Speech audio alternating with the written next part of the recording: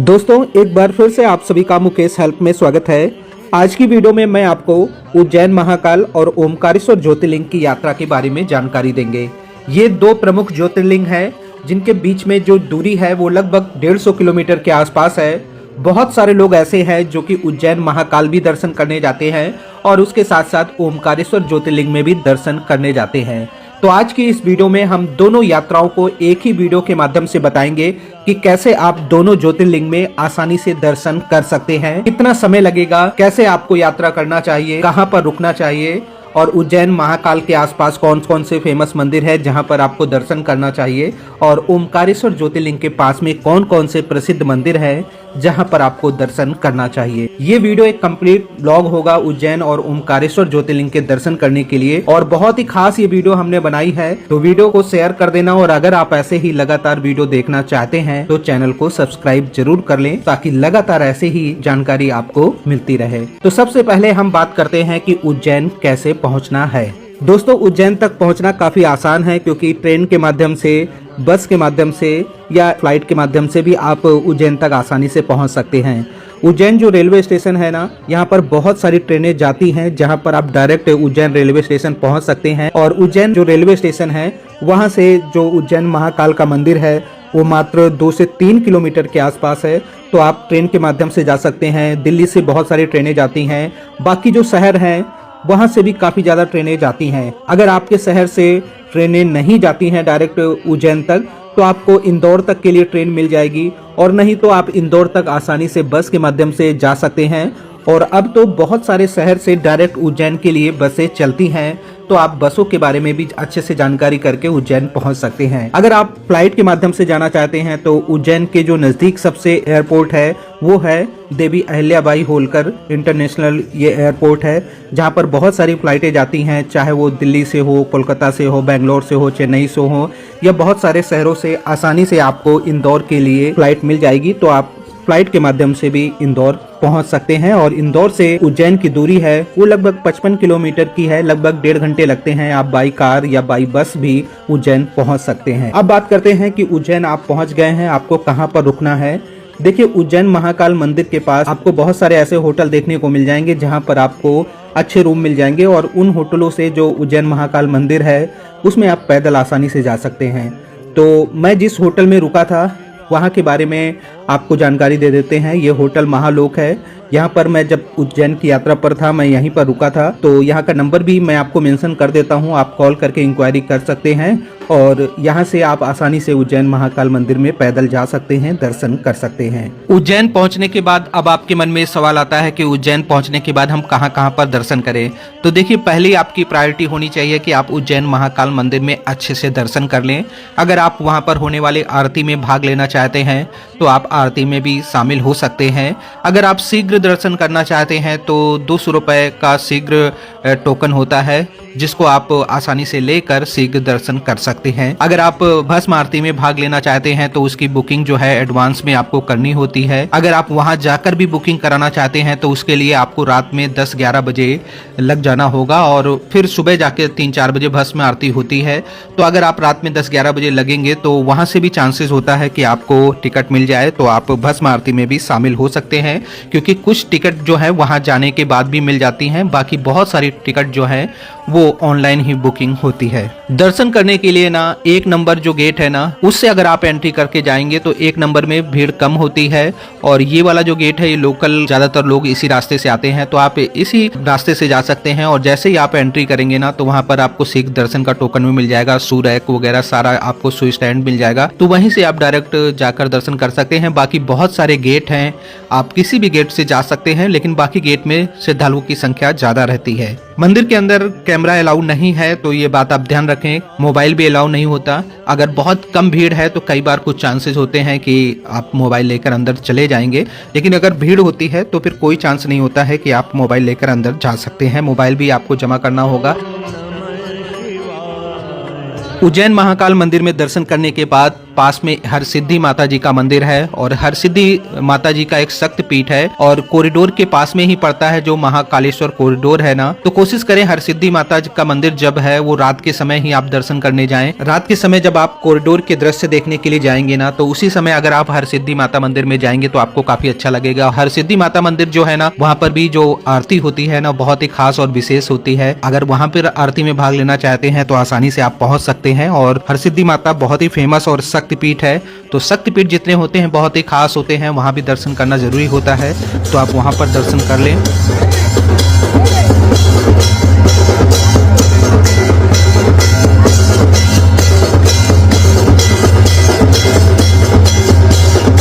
उसके बाद मंगलनाथ जी का एक मंदिर है, कहते हैं मंगल ग्रह का ये मंदिर है और कहते हैं पूरे विश्व में एक ही मंगल ग्रह का ये मंदिर है। तो आप मंगलनाथ मंदिर में भी जा सकते हैं, वहां भी दर्शन कर सकते हैं। काल भैरव जी के मंदिर में दर्शन करने आपको जरूर जाना है। कहते हैं कि जब तक आपने काल भैरव मंदिर में दर्शन नहीं किया, जब तक आप उज्जैन के दर्शन पूरे नहीं माने जाएंगे, क्योंकि काल भैरव जी जो है उज्जैन के कोतवाल हैं। काल भैरव भी भगवान भोलेनाथ का ही एक रूप है, तो आप काल भैरव मंदिर में दर्शन करने जरूर जाएं। एक आश्रम पड़ता है सांदीपनी आश्रम, आप वहां पर जा सकते हैं। बहुत ही प्राचीन आश्रम है। कहते हैं कि बहुत सारी विद्याओं का ज्ञान जो है भगवान श्री कृष्ण को इसी आश्रम में हुआ है। और सांदीपनी जो गुरु हैं उन्होंने भगवान श्री कृष्ण और बलराम जी को यहाँ पर बहुत सारी विद्याओं का ज्ञान दिया था। तो सांदीपनी आश्रम में आप जरूर जाएं, दर्शन करें। उसके बाद एक बड़ा गणेश मंदिर है जो कि कॉरिडोर के पास में ही पड़ता है, तो आप वहां पर भी जाकर दर्शन कर सकते हैं। तो ये सभी अगर आप अर्ली मॉर्निंग पहुंच जाते हैं उज्जैन, तो आप एक दिन में ये सारे दर्शन कर सकते हैं।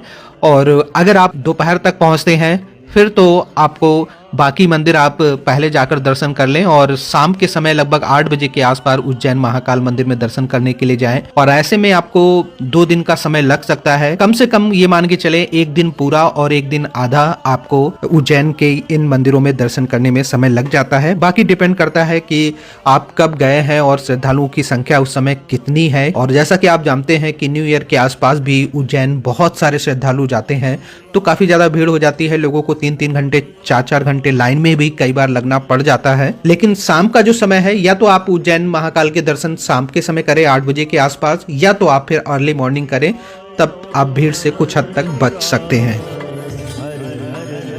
दोस्तों अब बात करते हैं उज्जैन से ओमकारेश्वर मंदिर की यात्रा कैसे करें। देखिए उज्जैन से ओमकारेश्वर ज्योतिर्लिंग जो है वो 150 किलोमीटर के आसपास है। अगर आपके साथ 4-5 लोग हैं, सबसे अच्छा माध्यम है कि आप एक कार कर लें और अर्ली मॉर्निंग जो है आप उज्जैन से ओमकारेश्वर के लिए निकल पड़े तो ज्यादा अच्छा रहेगा। क्योंकि उज्जैन से ओमकारेश्वर का जो रास्ता है, कई जगह पर अभी वहां पर कार्य चल रहा है, चौड़ीकरण किया जा रहा है, तो जिसकी वजह से कई जगह पर रास्ता खराब है और आपको 4-5 घंटे आसानी से इस रास्ते में लग जाएंगे। 150 किलोमीटर की दूरी जरूर है लेकिन टाइम काफी ज्यादा लगता है। तो आप कार से जाएंगे तो आसानी से उज्जैन से ओमकारेश्वर पहुंच जाएंगे और अगर उसी दिन आप दर्शन करना चाहें तो आप दर्शन कर सकते हैं। और अगर आप एक दिन स्टे करना चाहें तो आप वहां भी स्टे कर सकते हैं। और वहां आप जब स्टे करेंगे ओमकारेश्वर में तो आपको बहुत अच्छा लगेगा, क्योंकि नर्मदा जी के दर्शन भी हो जाएंगे और आप बाकी जो वहाँ के आसपास के मंदिर हैं वहाँ भी दर्शन कर सकते हैं। अगर आप लोग बस से जाना चाहते हैं, 1 या 2 लोग हैं, तो आसानी से बस से भी उज्जैन से ओमकारेश्वर जा सकते हैं। कुछ बसें चलती हैं जिनके माध्यम से आप जा सकते हैं। टोटल अगर बात करें उज्जैन और ओमकारेश्वर की, तो 4 दिन का समय आप कम से कम जरूर लेकर जाएं। 4 दिन का समय लेकर जाएंगे ना तो आपके लिए काफी आसान हो जाएगा। आप दर्शन के साथ साथ उन पलों को जी पाएंगे, ज्यादा भागम भाग आपको नहीं करना पड़ेगा। और जब आप ओमकारेश्वर पहुंचते हैं वहां भी एक नाइट स्टे आप जरूर करें, आपको सच में वहां भी बहुत ज्यादा अच्छा लगेगा। तो अब बात करते हैं कि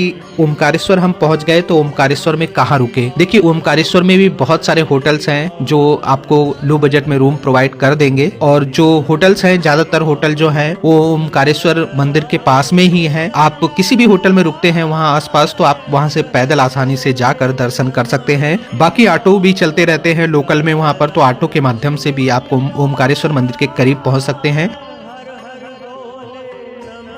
मैं जिस होटल में रुका था वहाँ के बारे में मैं आपको जानकारी दे देता हूँ। ये होटल लखदा तार है जहाँ पर मैं रुका था। बहुत अच्छा होटल है। यहाँ के रूम जो हैं बहुत अच्छे हैं, नए रूम है, नई प्रॉपर्टी है ये। यहाँ भी अच्छे प्राइस में आपको बहुत अच्छे वाले रूम मिल जाते हैं और यहाँ पर आपको जो चाय है और पानी की बोतल्स हैं ये फ्री में दी जाती हैं, तो ये बहुत अच्छा है। तो आप यहाँ पे रुक सकते हैं। इसका नंबर मैं आपको नीचे आपको स्क्रीन में मेंशन कर दूंगा, आप इंक्वायरी करके बुकिंग कर सकते हैं। अब बात करते हैं, ओमकारेश्वर में स्टे भी हो गया है, अब हम कहाँ कहाँ पर घूमना है। देखिए ओमकारेश्वर जो ज्योतिर्लिंग है वहाँ पर 2 ज्योतिर्लिंग है, एक नर्मदा मैया के इस पार है और एक जो है नर्मदा मैया के उस पार है। एक ममलेश्वर ज्योतिर्लिंग है, एक ओमकारेश्वर ज्योतिर्लिंग है। तो सबसे पहले कहते हैं ओमकारेश्वर ज्योतिर्लिंग में दर्शन करना होता है, जो कि प्रमुख मंदिर है यहाँ का। ओमकारेश्वर ज्योतिर्लिंग में दर्शन करने के लिए यहाँ पर ओमकार झूला पुल है। इस झूला पुल को पार करते हुए आप ओमकारेश्वर मंदिर में लाइन में लग सकते हैं, दर्शन कर सकते हैं। सैटरडे, संडे और मंडे 3 दिन ऐसे हैं जब ओमकारेश्वर मंदिर में काफी अच्छी भीड़ होती है श्रद्धालुओं की। बाकी दिन नॉर्मल रहता है, आसानी से दर्शन हो जाते हैं। तो आप अपने प्लान के अकॉर्डिंग देख ले। अगर शनिवार, रविवार या सोमवार का दिन है तो उन दिनों आपको भीड़ का सामना करना पड़ सकता है। ओमकारेश्वर ज्योतिर्लिंग में दर्शन करने के बाद आप लोगों को फिर से झूला पुल पार करके उसी साइड आना है और यहाँ पर ममलेश्वर ज्योतिर्लिंग है, वहाँ पर भी आपको दर्शन करना है। ममलेश्वर ज्योतिर्लिंग में ज्यादा भीड़ नहीं होती है, लगभग कह सकते हैं आधा 1 घंटे में आसानी से आपको दर्शन हो जाएंगे। आप जो देख रहे हैं ना झूला पुल, यहाँ पर नीचे जो धारा बह रही है नर्मदा मैया की धारा है। कहते हैं नर्मदा मैया के तो दर्शन मात्र से उद्धार हो जाता है। आप दर्शन करें, स्नान करें और उसके साथ साथ यहाँ पर बोटिंग भी होती है। अगर आप अपने बच्चों के साथ बोटिंग करना चाहते हैं तो आप बोटिंग भी कर सकते हैं। बहुत सारे लोग जो है जब ओमकारेश्वर ज्योतिर्लिंग में दर्शन करने के लिए जाते हैं तो यहाँ पर गौमुख द्वार है, वहां से बोट में बैठकर नर्मदा मैया को पार करते हैं और डायरेक्ट ओमकारेश्वर मंदिर की तरफ पहुंच जाते हैं और वहां पर जाकर डायरेक्ट लाइन में लगकर दर्शन कर पाते हैं। बोटिंग करना है तो बोटिंग कर सकते हैं। लगभग 150 रुपए या 180 रुपए पर पर्सन चार्जेस रहता है। आप इनसे बात करके नेगोशिएट भी कर सकते हैं, कम भी करा सकते हैं। उसके बाद बात आती है कि और कौन कौन से प्लेस है। देखिए यहाँ पर जो है एक परिक्रमा होती है जो कि ओमकार पर्वत की परिक्रमा है। अगर ओमकार पर्वत की परिक्रमा करना चाहते हैं तो आप कर सकते हैं। लगभग 7 से 8 किलोमीटर की ये परिक्रमा है। अगर बहुत छोटे बच्चे हैं या बुजुर्ग लोग हैं जिन्हें चलने में प्रॉब्लम होती है तो फिर यात्रा में उन्हें ना ले जाएं। अगर आप आसानी से 7-8 किलोमीटर आप ट्रैकिंग कर सकते हैं ना तो आसानी से कर सकते हैं। लगभग 2-2.5 घंटे लगेंगे।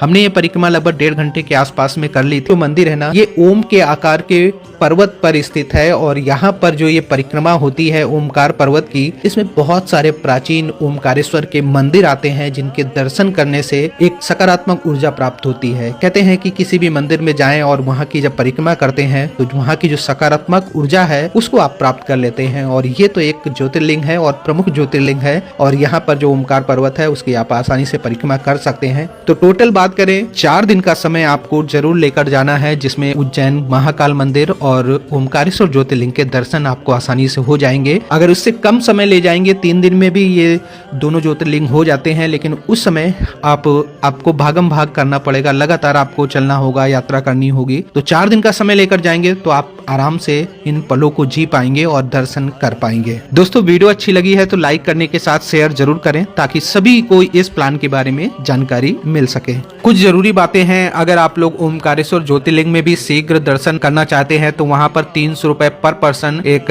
टिकट मिलती है, जिसके माध्यम से आप लोग ओमकारेश्वर ज्योतिर्लिंग में भी शीघ्र दर्शन कर सकते हैं। और अगर आपको कोई मन में सवाल है या कोई अभी भी आपके मन में कोई डाउट चल रहा है तो आप हमें इंस्टाग्राम में मैसेज कर सकते हैं और इंस्टाग्राम आईडी मुकेश हेल्प नाम से है। मैं आपको दोनों जगह के बारे में पूरी जानकारी दे दूंगा। दोस्तों अब मैं आज की वीडियो को समाप्त करता हूं। ऐसे ही लगातार आप लोगों के लिए इन्फॉर्मेटिव वीडियो लाता रहूंगा। आप चैनल को सब्सक्राइब कर लें। आप सभी